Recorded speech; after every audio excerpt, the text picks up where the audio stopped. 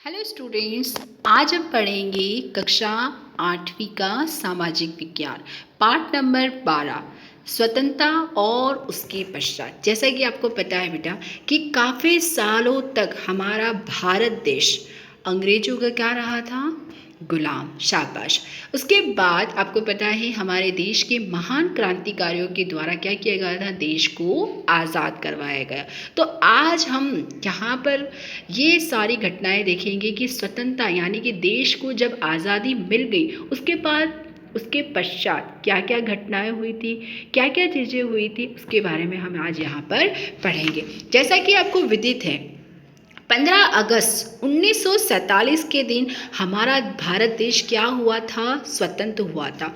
उसके साथ एक दिन पहले अर्थात 14 अगस्त 1947 के दिन भारत से पाकिस्तान अलग हुआ था। जैसे आपको पता है बेटा ये हमारा किसका नक्शा है, भारत देश का। Very good.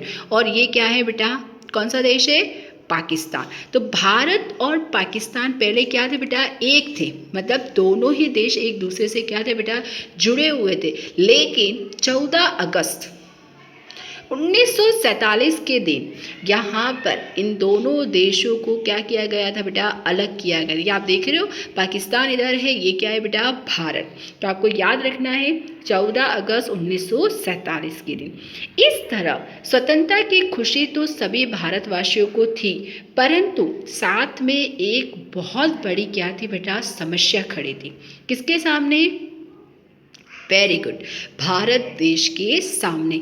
अखंड भारत को दो भाग होने के से लगभग 80 लाख, कितने बच्चे बेटा, 80 लाख शरणार्थी पाकिस्तान से कहाँ आए थे, भारत में आ रहे थे। इन शरणार्थियों को पुनर्वास एक विकट समस्या थी, यानी कि 80 लाख जैसे लोग जो थे वो पहले भारत और पाकिस्तान क्या था बेटा, दोनों एक थे। जब दोनों को क्या कर दिया गया था, दो देशों के बीच में क्या कर दिया था बेटा, अलग अलग कर दिया, यानी विभाजन हो गया था। तब 80 लाख जितने लोग पाकिस्तान से कहाँ पर आए, भारत के अंदर, क्या करने के लिए बेटा, शरण रहने के लिए। उनके पुनर्वास यानी कि उनके लिए घर, उनके लिए आवास बनाना एक बहुत बड़ी क्या थी, विकट समस्या। उस समय भारत में 562 देशी राज्य थे। उन्होंने भारत संघ के साथ जोड़ना और राष्ट्र का निर्माण करना एक दूसरी बड़ी क्या थी, विकट समस्या।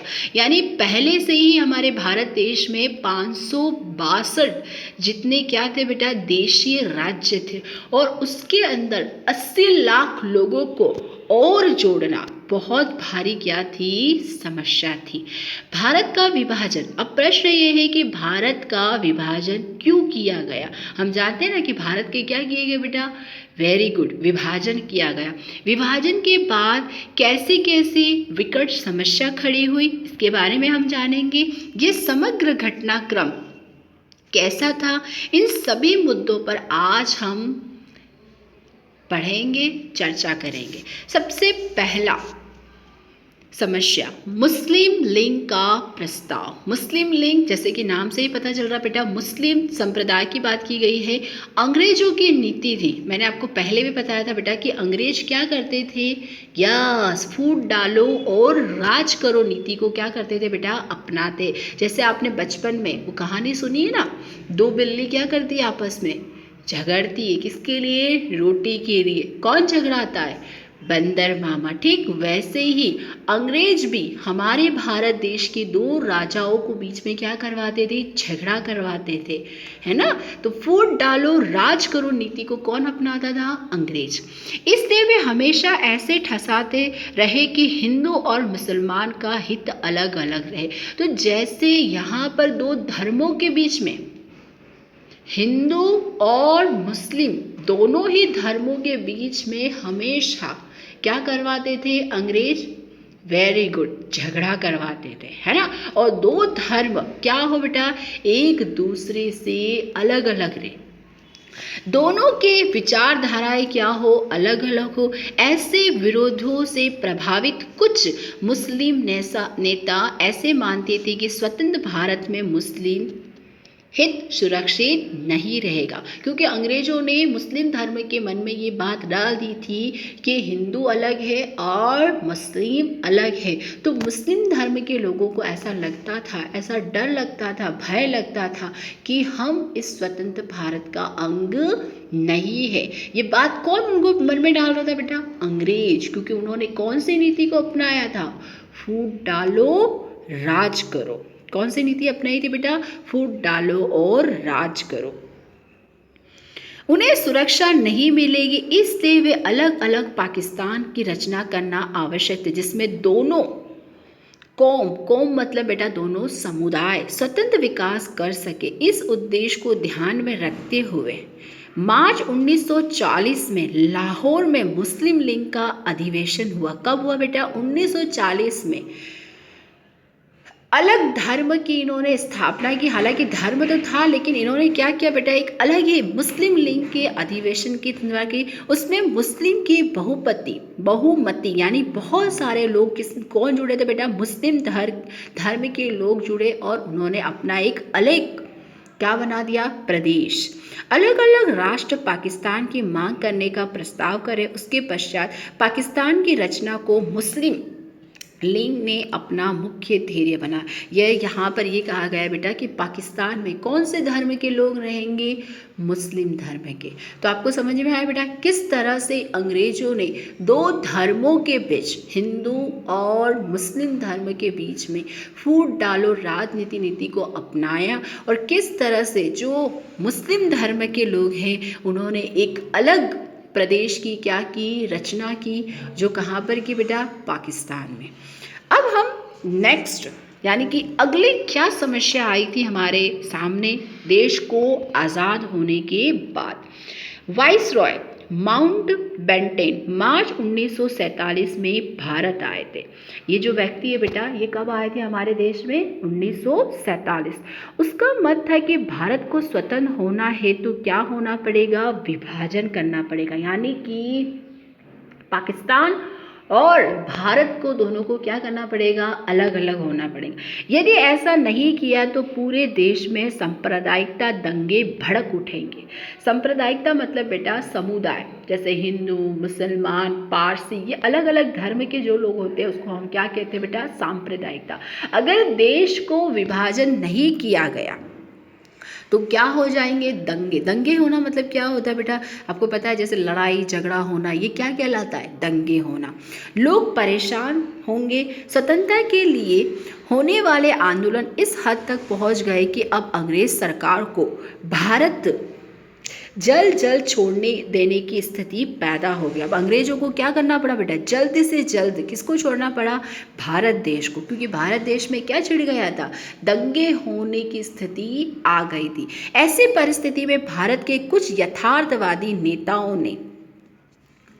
नेताओं ने भारत के विभाजन की बात को क्या कर लिया बेटा? स्वीकार किया। उन्होंने अन्य नेताओं को यह बात स्वीकार करने के लिए आग्रह किया। 3 महीने तक ये लंबी चर्चा चली। क्या करने की बेटा? देश को विभाजन करने की। मुख्य नेताओं के बीच लगातार क्या होती गई? बैठक होती गई। अंत में माउंटबेटन ने भारत को कितने भागों में बेटा? 2 टुकड़े करने का अंतिम योजना क्या की? प्रस्तुत की, जो माउंटबेटन योजना कहलाती है। भारत को कितने भागों में बांटने की बात करी उन्होंने? 2 भागों में। इस योजना को लागू करने के लिए भारत स्वतंत्रता कानून प्रेरित किया गया। तो किन किन के बीच में बेटा माउंटबेटन जो योजना बनाई थी उसमें कौन कौन उस बैठक में शामिल थे? जैसे कि आप चित्र में देख रहे बेटा, प्रधानमंत्री जवाहरलाल नेहरू। उस समय कौन थे बेटा प्रधानमंत्री देश के? जवाहरलाल नेहरू, मोहम्मद अली जिन्ना और वीपी मेनन। इनके बीच में क्या हुई थी बेटा? बैठक हुई थी। बैठक यानी मीटिंग हुई थी, और उस मीटिंग के द्वारा उन्होंने ये निश्चय किया कि भारत को कितने भागों बेटा? 2 भागों में क्या किया जाएगा? विभाजित किया जाएगा। क्यों? क्योंकि देश में समुदायों के बीच में क्या होने वाले थे? दंगे। अब आगे हम पढ़ेंगे भारत स्वतंत्र कानून। हमारे देश में क्या बनाए गए बेटा? कानून। कब बनाए गए? 1947। माउंटबेटन योजना के अनुसार ब्रिटिश पार्लियामेंट ने भारत स्वतंत्र कानून प्रेरित किया। इस धारा की व्यवस्था के अनुसार भारत को भारतीय संघ और पाकिस्तान संघ इन दो राज्यों में विभाजन करके स्वतंत्र किया जाता है। प्रत्येक देश अपना संविधान बनाकर क्या करेगा बेटा, उस पर अमल करेगा। यानी कि भारत देश अपना संविधान बनाएगा और पाकिस्तान देश अपना क्या बनाएगा, संविधान, और उस संविधान को बनाकर क्या करेगा, अमल करेगा। मतलब उसी के अनुसार देश की क्या चलेगी बेटा, व्यवस्था। भारत के रजवाड़े अपनी इच्छा अनुसार भारतीय संघ और पाकिस्तान संघ के साथ जुड़ सकते हैं। यानी कि भारत के अंदर जो रजवाड़े थे, पहले क्या थे बेटा, रजवाड़े, पहले राज्य नहीं थे, पहले क्या थे बच्चा, रजवाड़े। तो वो चाहे तो वो पाकिस्तान के साथ जुड़ सकते और वो चाहे तो भारत के साथ, और न जुड़ना चाहे तो वो संपूर्ण स्वतंत्र रूप से उनको क्या दी गई थी बेटा, छूट दी गई थी। जितने भी रजवाड़े थे उनको पूरी तरह से क्या दी गई थी, छूट। भारत स्वतंत्रता कानून की व्यवस्था के अनुसार भारत और पाकिस्तान ऐसे दो भागों में क्या किया गया था बेटा, विभाजन किया। यानी कि भारत को यहाँ पर दो भागों में विभाजित किया गया था। एक तरफ क्या बेटा, पाकिस्तान, पहले भारत पाकिस्तान दोनों एक थे बेटा, परंतु 1947 को दोनों देशों को क्या किया गया था, विभाजित किया गया था। भारत के प्रथम गवर्नर, अंडरलाइन करें, के रूप में माउंटबेटन और पाकिस्तान के राष्ट्रपति के रूप में कौन थे बेटा, मोहम्मद अली जिन्ना का चयन किया गया। आपसे प्रश्न पूछा जा सकता है कि भारत के प्रथम गवर्नर कौन थे, तो आपका क्या उत्तर होगा बेटा, माउंटबेटन। और पाकिस्तान की अगर हम बात करते हैं तो वहाँ के राष्ट्रपति कौन थे, मोहम्मद अली जिन्ना। इस कानून में भारत की पराधीनता का अंत हुआ और इस 1857 से स्वतंत्रता के लड़ने वाले भारतीयों को स्वतंत्रता मिली। यानी कि सन 1857 में, इससे पहले हमने क्रांतिकारी पाठ पढ़ा था बेटा, उस क्रांतिकारी पाठ में हमने देखा था कि हमारे भारत के अंदर 1857 से लगातार महान पुरुषों के द्वारा, यानी कि क्रांतिकारियों ने क्या किया था बेटा, देश को अंग्रेजों से आज़ाद कराने के लिए हमेशा क्या की थी बेटा, लड़ाई लड़ी थी। तो 1857 से वो लगातार इस गुलामी से आज़ाद होना चाहते हो और फाइनली 1947 में उन्हें वो क्या मिली बेटा, आज़ादी मिली। पाकिस्तान में सिंध, बालूचिस्तान, पश्चिमी पंजाब, सीमा प्रांत और पूर्व बंगाल का समावेश हुआ, जबकि बाकी जो प्रदेश था वो किस में रह गया बेटा, भारत में रह गया। तो आपको समझ में आया। अब हम आगे बात कर रहे हैं बेटा कि देश भर में जब स्वतंत्रता मिली तो क्या आनंद रहा। भारत स्वतंत्र हुआ और समग्र देश में आनंद का माहौल छा गया। अनेक वर्षों की गुलामी से हम सभी स्वतंत्र हुए। अनेक क्रांतिकारी, वीर तथा जन नेताओं के बलिदान हुए थे। बहुत से लोगों ने क्या दिए थे बेटा, अपने बलिदान। इसके अतिरिक्त कितने ही नामी अनामी लोगों ने अपनी शक्ति से अधिक योगदान स्वतंत्रता आंदोलन में दिए। तब हमें स्वतंत्र देशवासी के रूप में आज पहचान मिली है। इनकी वजह से तो आज हम क्या है बेटा, स्वतंत्र हैं। भारत के प्रथम प्रधानमंत्री, अंडरलाइन करेंगे, जवाहरलाल नेहरू। श्री जवाहरलाल नेहरू ने दिल्ली के लाल किले पर से ब्रिटेन का यूनियन जैक उतार कर, पहले हमारे देश में कौन सा जैक लगा हुआ था बेटा, ब्रिटेन का, लेकिन उसे उतार कर उसके स्थान पर क्या फहराया, तिरंगा ध्वजा लहराया और पूरे देश ने स्वतंत्रता की प्राप्ति का क्या मनाया, उत्सव मनाया। तो देखा आपने बेटा कि भारत को स्वतंत्र होने पर किस तरह से क्या मनाई गई, खुशियाँ मनाई गई। 15 अगस्त 1947 के दिन भारत क्या हो गया, स्वतंत्र। इस दिन गांव, शहर सब लोगों ने बहुत ही खुशी के साथ क्या मनाया था, उत्सव मनाया था, क्योंकि इतने सालों से हम अंग्रेजों के क्या थे बेटा, गुलाम थे। हम ब्रिटिश शासक के क्या थे, गुलाम थे। तो आपको समझ में आया इस चैप्टर में।